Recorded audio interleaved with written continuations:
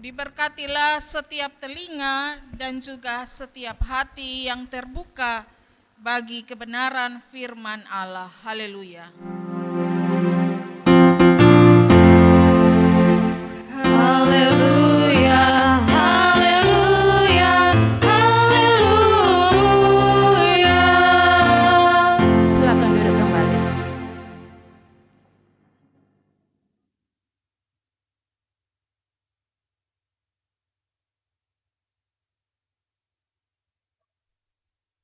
Salam damai sejahtera bagi kita sekalian. Shalom. Bapak Ibu saudara-saudari, bahagian yang kita baca, kita renungkan pagi ini adalah merupakan bahagian kedua dari kitab Yesaya yang berbicara tentang bangsa Israel yang ada di negeri Babel, di tempat pembuangan. Karena itu Bapak Ibu saudara-saudari, kalau kita bicara tentang pembuangan, bangsa Israel mengalami di negeri Babel, di negeri orang asing, dan karena itu di sana mereka hidup dalam penderitaan, mereka ditindas. Segala sesuatu yang mereka kerjakan itu, mereka kerjakan untuk kepentingan orang lain, bukan untuk mereka nikmati. Dan karena itu kalau bicara tentang pembuangan, selamanya pengalaman ini tidaklah menjadi pengalaman yang indah yang dialami oleh orang-orang Israel. Apalagi keberadaan bangsa Israel di Babel itu terjadi karena dosa yang mereka lakukan, dan karena itu Tuhan Allah menghukum mereka sebagai orang-orang buangan di Babel itu. Karena itu sekarang mereka hidup dalam putus asa. Mereka merasa sedih, mereka kecewa, mereka merasa terpuruk. Mereka merasa bahwa mereka tidak punya lagi harga diri. Bahkan juga yang lebih parah adalah bahwa mereka kehilangan pengharapan untuk kehidupan di masa depan. Mereka tidak lagi punya semangat untuk membayangkan masa depan yang lebih baik yang akan mereka alami. Bapak, mama, saudara-saudariku, bagian yang paling parah dalam kehidupan ini bukan tentang rasa sakit yang kita alami, tapi bahwa kalau kita hidup bernafas, tapi kalau kita kurang semangat, hilang pengharapan. Ini bahagian yang paling parah yang kita alami sebagai manusia. Bangsa Israel ada di negeri pembuangan.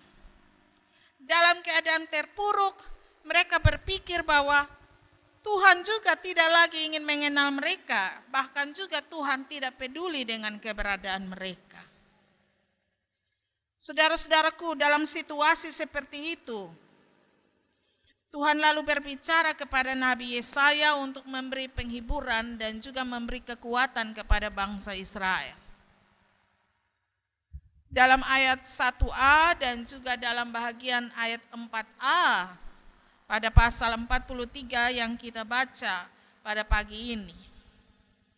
Sebenarnya hal yang pertama yang ingin Tuhan sampaikan kepada bangsa Israel itu adalah bahwa di mata Tuhan, bangsa Israel itu sangat berharga dan sangat mulia. Karena Tuhan Allah lah yang telah menciptakan dan memilih bangsa Israel menjadi kepunyaannya, maka apapun keadaan dan apapun yang dialami oleh bangsa Israel, mereka tetap menjadi umat yang disayangi dan tetap menjadi umat yang disertai oleh Tuhan. Kalau dalam Mazmur 8, pemazmur tadi bilang bahwa siapakah kami ini Tuhan? Kami adalah makhluk hina. Tetapi Engkau menjadikan kami hampir sama seperti Engkau, ya Allah. Dan memahkotai kami dengan kemuliaan dan kehormatan. Umat Israel dipilih oleh Tuhan menjadi kepunyaan Tuhan. Bukan karena mereka itu selalu berlaku baik dan benar. Kita baca dalam kesaksian Alkitab, Bangsa Israel itu adalah bangsa yang tegar tengkuk. Sedikit-sedikit mereka dengar apa yang Tuhan bilang, tapi sebentar kemudian mereka bisa membangkang apa yang Tuhan perintahkan bagi mereka. Bangsa Israel itu adalah bangsa yang hidup senang sekali melakukan persungut-sungutan di hadapan Tuhan. Karena itu tidak jarang dalam kesaksian melalui Alkitab kita baca, banyak kali Tuhan murka. Karena mereka ini hidupnya suka bersungut-sungut. Tuhan suka kasih yang baik, Tuhan kasih mujizat, kasih berkat, tapi bersungut-sungut terus saja begitu. Mengeluh di sepanjang hidup dan sepanjang perjalanan mereka. Tapi meskipun demikian, mereka tetap berharga di hadapan Tuhan. Berbeda dengan pandangan kita manusia ya. Kita akan menilai seseorang itu berharga dan menganggapnya mulia kalau pada diri seseorang itu memberi keuntungan bagi kita. Istilah lain, kalau dia punya harta yang bisa menolong kita, pasti kita anggap dia berharga. Kita memperlakukan dia sebagai sesama yang berharga. Tapi kalau posisinya tidak menguntungkan kita, biasanya kita menyepelekan orang tersebut. Tapi bagi Tuhan tidak. Hal ini ditegaskan kepada orang Israel, supaya juga bahwa mereka tidak hidup dalam keputusasaan. Hal yang kedua, dalam bagian ayat 1 bagian C. Di situ firman Tuhan bilang begini, "Aku telah memanggil engkau dengan namamu, engkau adalah milikku." Bangsa Israel ini dipanggil dengan nama mereka. Sebuah kebanggaan tentunya ketika seseorang memanggil kita dengan nama yang artinya nama yang bermartabat, dengan nama yang sopan. Bangsa Israel dikenal dengan sungguh dan dengan sempurna oleh Allah. Bahkan juga pengenalan Allah itu lebih besar, jauh lebih mendalam dari pengenalan kita manusia terhadap sesama kita. Kita ingat kalau dalam Kejadian 32 tentang Yakub. Yakub itu Bapak Mama dalam kesaksian Alkitab dahulu kala itu dia punya hidup itu suka tipu. Makanya dia punya nama arti yang dulu itu adalah penipu. Dia tipu dia pembapa supaya dia dapat hak kesulungan. Apalagi dia tipu dia pempaman Laban dan seterusnya. Tapi karena cinta Allah yang besar dan begitu berharganya Yakub bagi Allah, maka nama Yakub itu Tuhan Allah ganti dengan nama Israel. Nama Israel berarti kesayangan, berarti kepunyaan Allah. Meskipun Yakub itu dahulu kala hidupnya pernah gagal karena ia hidup dalam kelakuan suka menipu. Tapi Tuhan Allah mengampuni dan bahkan memulihkan kembali kehidupan Yakub. Nama Yakub diganti dengan nama Israel yang berarti kesayangan atau milik kepunyaan Allah. Yang ketiga itu kita baca pada ayat yang kedua. Di situ firman Tuhan bilang, "Apabila engkau menyeberang dan melalui air, aku akan menyertai engkau. Atau apabila kamu melintasi sungai-sungai, engkau tidak akan dihanyutkan. Apabila engkau berjalan melalui api, engkau tidak akan dihanguskan. Nyala api tidak akan membakar engkau." Sebuah pernyataan tentang kehadiran dan pemeliharaan Tuhan bagi kehidupan umatnya. Meskipun mereka ada di tempat pembuangan dalam masa menerima dan menjalani hukuman Allah, tetapi bahwa melalui Nabi Yesaya Tuhan ingin menegaskan bahwa kehadiran dan pemeliharaan Tuhan tidak pernah berlalu dari keberadaan mereka di negeri pembuangan itu. Kekuatan Tuhan akan memampukan mereka melalui masa itu. Kehadiran dan pemeliharaan Tuhan akan memberikan mereka masa depan yang baik. Hal ini dinyatakan sebagai bentuk pertanggungjawaban Tuhan untuk mengatur kehidupan masa depan mereka. Karena itu mereka tidak usah pusing, stres, apalagi merasa takut, merasa khawatir. Bagaimana ya masa depan saya? Kalau sekarang nasib saya seperti ini, bagaimana ke depan ya? Bukankah seringkali kita bertanya seperti itu? Dalam keadaan yang sulit, kita merasa sangsi tentang masa depan yang baik, yang terbentang di hadapan kita, yang bisa saja kita alami. Tapi itulah bentuk kehadiran dan pemeliharaan Tuhan atas hidup umatnya. Meskipun sekarang mereka menderita, tapi Tuhan bilang, Tuhan akan menghentar mereka masuk ke tanah perjanjian. Ayat yang kelima. Dengan demikian juga hal yang keempat yang Tuhan ingin sampaikan kepada bangsa Israel, bahwa kasih Tuhan itu ada dan bahkan menjadi tetap untuk mereka alami. Dan puncak dari kasih Tuhan itu adalah tentang mereka lalu dibebaskan dari tempat pembuangan itu. Dan bahkan Tuhan mengaruniakan bagi mereka kehidupan berkelanjutan.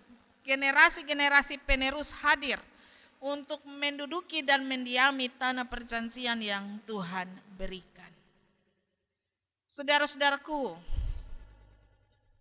dari kebaikan Tuhan ini, maka ada dua hal yang bisa kita pelajari di sini. Yang pertama adalah bahwa firman Tuhan ini mengingatkan kita bahwa semua kita ini berharga, semua kita ini mulia di hadapan Tuhan. Semua kita ini dicintai oleh Tuhan. Tadi saya sempat berganggu, ada teman pelayan yang ulang tahun. Saya bilang selamat ulang tahun, saya tunggu. Yang ulang tahun bikin kue dan kirim kue ulang tahun ke saya. Jadi teman yang lain ketawa, mereka bilang yang ulang tahun siapa, yang kasih kue siapa. Tapi saya bilang itulah yang namanya cinta. Harusnya yang mengucap ulang tahun, yang kasih kue ulang tahun kepada yang ulang tahun. Tapi kalau sampai terjadinya kebalikan, yang ulang tahun yang kasih kue kepada yang ucap, itu yang namanya cinta.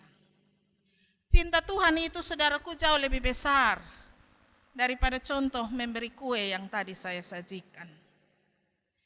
Dalam kehidupan ini ada banyak hal yang telah Tuhan berikan tiap-tiap waktu untuk mencukupi dan menolong kebutuhan hidup kita tiap-tiap saat, bukan hanya secara jasmani tapi juga rohani.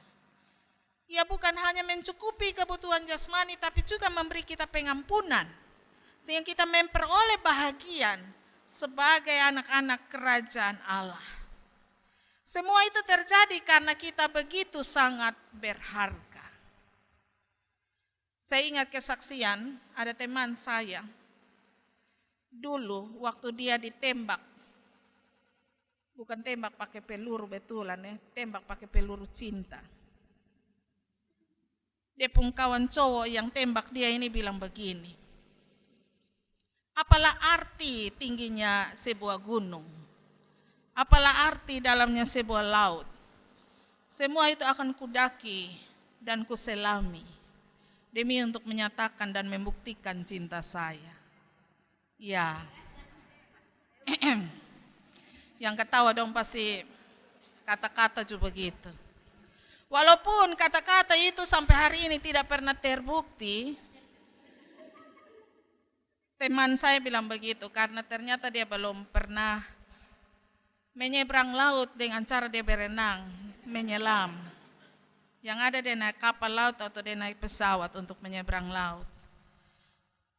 Tapi bahwa karena cinta yang besar, seseorang berani menyatakan segala bentuk pengorbanannya untuk membuktikan cintanya. Betul kosone, dulu itu kalau dalam rangka untuk mewujudkan niat untuk menembak cinta, pengorbanan apa saja pasti berani dilakukan. Belum tahu kalau sekarang entah yang sekarang karmana. Saudara-saudaraku, bukankah demikian? Ketika kita menganggap sesuatu itu berharga, kita akan bisa berkorban. Kalau untuk mewujudkan sesuatu yang kita ingini, kita akan bersedia bekerja keras, mengais rezeki, mengumpulkan berkat, lalu mewujudkannya untuk supaya kita bisa memilikinya. Demikian juga dengan kehidupan berbangsa dan bernegara kita. Pada bulan ini kita diingatkan kembali tentang cinta yang besar dari para pahlawan-pahlawan kita yang telah gugur memberi diri untuk mewujudkan keinginan supaya kita menikmati masa-masa kemerdekaan. Mereka telah memberi dirinya, mengorbankan dirinya dan semua yang ada pada diri mereka. Bahkan bukan hanya cucuran darah saja dari tubuh mereka, tapi nyawa mereka sendiri mereka pertaruhkan untuk kemerdekaan bangsa kita yang tercinta ini. Demikian juga dengan Tuhan kita. Kesaksian Alkitab memberi dan mengingatkan kita bahwa karena cinta Tuhan yang besar, Ia telah memberi dirinya sendiri, mengorbankan dirinya sendiri, supaya kita menikmati keselamatan. Hal ini membuktikan dengan jelas bahwa Ia sungguh mengenal tiap-tiap kita, mengenal kebutuhan-kebutuhan kita, dan bahkan dengan cintanya dan melalui pengorbanannya, Ia juga menyatakan pertolongan-pertolongannya bagi kita. Pengenalannya adalah jauh lebih mendalam daripada pengenalan kita kepada sesama kita. Lebih kenal dari pasangan kekasih. Itulah cinta Tuhan. Ada satu penelitian dari para ahli yang mengungkapkan tentang ada seekor burung laut kecil. Burung laut itu bernama guillemot. Burung laut itu adanya di bagian utara Samudra Atlantik. Tapi burung-burung itu senang hidup berkelompok. Mereka hidup berkelompok, berkumpul dalam satu wilayah yang tidak begitu luas, tapi ketika musim bertelur tiba itu, Bapak Mama Saudara-saudari, para burung-burung betina ini yang jumlahnya ratusan akan meletakkan telur-telur mereka yang bulat itu secara berdampingan dan berjejer seperti membentuk sebuah barisan di sepanjang pinggiran tebing yang sempit. Itu kebiasaan dari burung-burung kecil, burung-burung laut ini di bagian utara Samudra Atlantik. Tapi bentuk telur mereka itu sama. Hampir tidak ada perbedaan pada telur-telur mereka. Dan jumlah telur-telur mereka itu adalah ribuan banyaknya, karena burung-burung betina yang bertelur itu saja jumlahnya sudah ratusan, apalagi dia pentelur, bisa sampai ribuan jumlahnya. Tapi dari hasil penelitian itu mengungkapkan bahwa burung-burung betina itu sangat mengenali benar telur-telur mereka masing-masing, sekalipun beribu-ribu telur itu dipindahkan ke tempat yang baru dalam keadaan bercampuran antara satu telur dengan telur yang lain. Dicampur saja, diacak saja. Tapi ketika telur itu dipindahkan ke tempat yang lain, tiap-tiap induk dari burung itu bisa menemukan telur mereka masing-masing karena mereka mengenali betul mana yang adalah merupakan telur mereka masing-masing. Kalau burung-burung laut yang kecil ini saja mengenali telur mereka masing-masing sekalipun sudah dicampur baur dan dipindahkan, apalagi Tuhan kita. Ia benar-benar memahami apa yang menjadi kebutuhan kita. Ia benar-benar memahami tentang apa yang kita rasakan dan kita perlukan. Karena itu saudaraku, baiklah kita senantiasa percaya kepada Tuhan. Dan bahkan juga memahami benar bahwa kita ini berharga di mata Tuhan. Sebab itu karena kita berharga, maka baiklah Bapak Ibu Saudara-saudari, hal yang kedua yang mesti kita hayati benar dalam sikap kita adalah mari kita mengasihi Tuhan kita dengan lebih sungguh. Ia bukan hanya saja mengenal kita, tapi ia mengasihi kita dengan lebih mendalam dari kasih antar sesama manusia. Ia rela memberi dirinya supaya kita diselamatkan. Mari mengasihi Tuhan dengan sungguh, dengan cara menyatakan penghargaan dan penghormatan kita kepada sesama kita, dengan tidak memandang bulu tentunya. Memang biasa dalam kenyataan kehidupan kita manusia, kalau ingin memberi penghargaan biasanya kita perhitungkan kalau seseorang itu memberi kita keuntungan, baru ada penghargaan dan penghormatan untuk dia. Tapi firman Tuhan hari ini mengajarkan kepada kita, Tuhan itu menyayangi dan bahkan juga membuat kita semua sama di hadapan Tuhan, sama mulia dan sama berharganya. Karena itu baiklah kita tidak membeda-bedakan orang. Mari menghormati sesama kita. Mari menghargai sesama kita. Seperti bahagian yang sudah selalu kita terima dari Tuhan kita. Sekalipun kita pernah gagal atau bahkan terus gagal untuk taat kepada kehendak Tuhan, tapi kita tetap selalu akan berharga dan mulia di hadapan Tuhan. Itu cinta kasih Tuhan yang sangat besar bagi kita. Mari wujudkan cinta Tuhan itu dengan mengasihi Tuhan dan mewujudkannya dalam sikap kepada sesama, menghargai dan menghormati sesama. Tuhan memberkati kita sekalian. Amin.